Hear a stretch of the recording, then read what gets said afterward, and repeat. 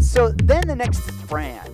So I have a band, and it's called Yama Yama Yama, and our first disc is going to be called In Llamas. So if you hear this in English, you're like, okay, it must be three guys who think they're llamas.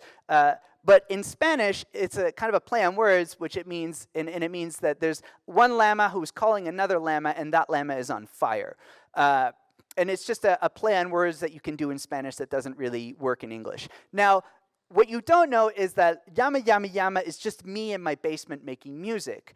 But now the idea is in your head. And so when you see me later, you're going to be, hey, isn't that the guy from Llama Llama Llama? And then your friend's going to be like, yeah, I like their early stuff, but nothing they've produced lately. And the idea is already in your head, and that is the power of branding, because branding is a label and a graphical representation we give to a collective activity, and it's also a concentration of information. And the thing about brands is that they can elicit an emotional response. So as you see these labels, allow yourself to feel the emotion that they elicit in you for whatever reason. That's why brands are powerful. You see that, and you're like, goddamn liberals, goddamn NDP, goddamn conservatives.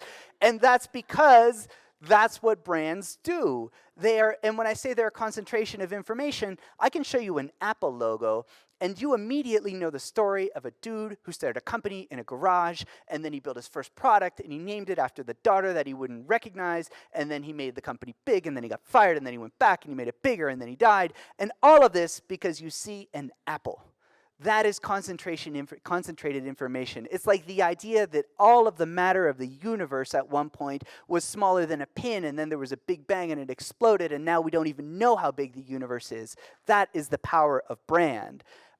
When I worked at the World Economic Forum, we had as a sponsor Coca-Cola, and the then CEO, Mukhtar Kent, said, a brand is a promise, and a great brand is a promise kept. You can get Coca-Cola anywhere in the world. You can get Coca-Cola probably in rural North Korea, and you take off the top, and you know exactly what experience you're going to get. You can go into a McDonald's almost anywhere in the world, and aside from some local nuances, you know what experience you're going to get. And this is important because as human beings, despite how sophisticated and connected we are, we still navigate the world through our fears and through our emotions because our lizard brain is trying to keep us safe. And what we want is replicability. We want safety and replicability, and that's why these are great brands, and they're large brands.